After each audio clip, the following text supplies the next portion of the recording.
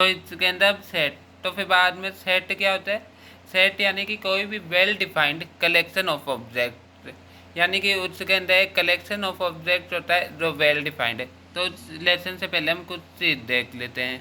For example N, N से हम denote करते हैं सेट ऑफ नेचुरल नंबर, यानी कि 1, 2, 3 ऐसे 1 से लेकर इन्फिनिटी तक के जो नंबर्स होंगे वो सेट ऑफ नेचुरल नंबर्स होएगा।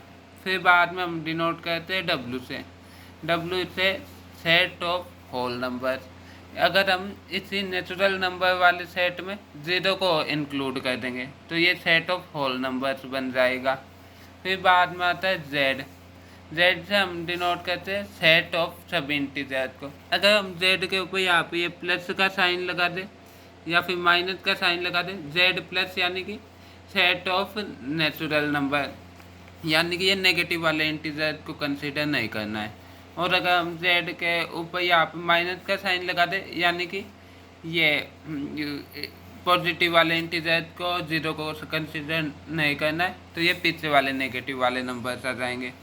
फिर बाद में आता है क्यू, क्यू से हम डिनोट करते हैं सेट ऑफ रैशनल नंबर्स को, यानी कि वो नंबर जिन्हें हम पी अपॉन क्यू की फॉर्म में लिख सके, यानी कि √3 जो है वो इरेशनल नंबर है तो वो इस सेट में नहीं आएगा।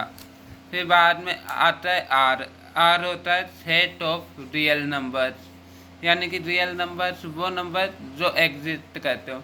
फॉर एग्जांपल एक है हमारे पास में x² इज इक्वल टू -1, यानी कि अब हम x की वैल्यू कुछ भी लिख दो, x² कभी भी -1 होएगा नहीं, यानी कि ये एक रियल नंबर नहीं है, इमेजिनरी नंबर है।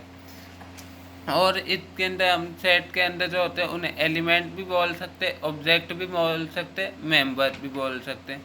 इसे सिंबल से डिनोट करते। फॉर एग्जांपल हम सेट को जनरली कैपिटल लेटर से डिनोट करते, कैपिटल A, B, C इस टाइप से। अगर किसी एलिमेंट सेट ए में अगर कोई एलिमेंट है स्मॉल है तो हम उसे इस सिंबल से डिनोट करते हैं। इसका मतलब होता है कंटेंस, यानी कि ए कंटेंस एलिमेंट ए। इस साइन को हम एप्सिलॉन भी बोलते हैं, ए एप्सिलॉन नॉट बी, यानी कि बी जो सेट है उसके अंदर ये एलिमेंट है नहीं प्रेजेंट है। फिर बाद में एक सेट को हम दो मेथड के थ्रू रिप्रेजेंट कर सकते हैं। पहला होता है रोस्टर या टेबुलर फॉर्म, जिसके अंदर हम जो भी एलिमेंट उसके अंदर प्रेजेंट होएगा उसे डायरेक्टली लिखेंगे। For example set of vowels A, I, I, O, U, तो इसके अंदर हमने जितने भी सेट ऑफ वोवल्स में जितने भी एलिमेंट है सबको डायरेक्टली लिखा है। ए कंटेंस 1, 2, 3, 5, 7, 9। अगला आता है set builder form. Set builder form में जो व्यक्ति होता है उसे खुद को सेट बनाना होता है, बस इंस्ट्रक्शन मिलता है।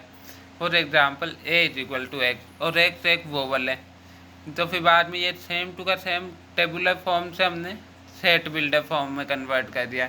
अब एक एलिमेंट इसमें भी सेम होंगे, इसमें भी सेम, बस इसमें हमने कंडीशन दे दी है X क्या होएगा, A=Z, Z=1 + 2n, और n 5 से छोटा होना चाहिए और 0 से बड़ा होना चाहिए और n इंटीजर्स में आना चाहिए। तो n क्या क्या हो सकता है 0, 1, 2, 3, 4। तो ए के अंदर के जो एलिमेंट्स है z वो क्या क्या हो सकते हैं 0, ये 1 + 0 1, 1 + 2 3, 1 + 4 5, इस टाइप से। फिर बाद में आता है आगे फाइनाइट एम्प्टी सेट, नल या वॉइड सेट। वो सेट जिसके अंदर कोई भी एलिमेंट ना हो वो एम्प्टी, नल या वॉइड सेट होता है। फॉर एग्जांपल A=X है और X के वो है पीपल जिनका वेट 100 टन से बड़ा ज़्यादा, तो ऐसे कोई भी ह्यूमन अर्थ पे एग्जिस्ट नहीं करते, यानी कि किसी भी पीपल का वेट 100 टन से ऊपर नहीं होता। तो फिर बाद में एक ए एम्प्टी सेट हो गया, इसे सिंबल से भी डिनोट करते हैं। फिर बाद में आता है फाइनाइट सेट, वो सेट जिसके अंदर नंबर ऑफ एलिमेंट फाइनाइट हो उसे हम फाइनाइट सेट कहते हैं। फॉर एग्जांपल B=X और X पृथ्वी की पॉपुलेशन है, अब ये एक नंबर होएगा, फॉर एग्जांपल 58 बिलियन, 500 बिलियन या 5 बिलियन, कोई भी फाइनाइट नंबर होएगा, यानी कि उस नंबर को हम बोल सकते हैं। तो ये फाइनाइट सेट हो गया। अब b is equal to x, जो कि x क्या है, और नंबर जो कि 2 के द्वारा डिविजिबल हो। तो फिर बाद में ये भी फाइनाइट सेट होएगा। अगर यहाँ पे ये इवन लिख देते तो ये इनफाइनाइट बन जाता है, लेकिन हमने ऑड लिखा है इसलिए ये फाइनाइट है, क्योंकि ऑड नंबर्स होते हैं 1, 3, 5, 7। तो ये टाइप वाले नंबर 2 से डिविजिबल नहीं होते, तो इसमें एक भी एलिमेंट नहीं होएगा, यानी कि ये नल, एम्प्टी या वॉइड सेट हो जाएगा। फिर बाद में आता है b is equal to x, x is name of planet inside solar system. अब कितने ही एलिमेंट्स हो इससे फ़र्क नहीं पड़ता, अगर एलिमेंट इनफाइनाइट ना हो तो वो फाइनाइट सेट होएगा, यानी कि काउंटेबल हो। नंबर ऑफ एलिमेंट्स एक बड़ा नंबर हो सकता है, फॉर एग्जांपल 100, 1000, 10,000, लेकिन वो फाइनाइट नंबर होएगा। फिर बाद में आता है इनफाइनाइट सेट, जिसके अंदर नंबर ऑफ एलिमेंट इनफाइनाइट हो।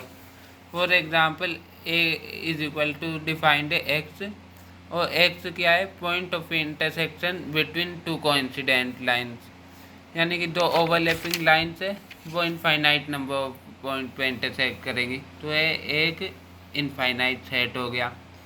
फिर बाद में अगला है a is equal to x, x is a number divisible by 5। तो 5 से डिविजिबल नंबर कितने होंगे, इनफाइनाइट, 5, 10, 15, 20, 25, ऐसे ही। फिर बाद में आता है लास्ट में इक्वल सेट। अगर एलिमेंट का, अगर किसी सेट ए का हर एलिमेंट बी में प्रेजेंट है और बी का हर एलिमेंट ए में प्रेजेंट है और दोनों के अंदर नंबर ऑफ एलिमेंट्स इक्वल हो, तो ये इक्वल सेट हो जाएगा।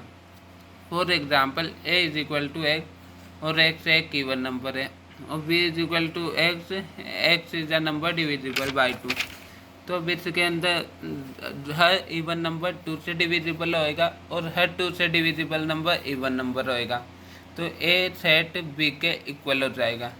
तो ऐसे एक और एग्जांपल है, ये तो हो गया सेट बिल्डर फॉर्म में। अब ये टेबुलर फॉर्म में, ए इज इक्वल टू 2, 5, 7, 9, और बी इज इक्वल टू ये है 5, 9, 7, 2।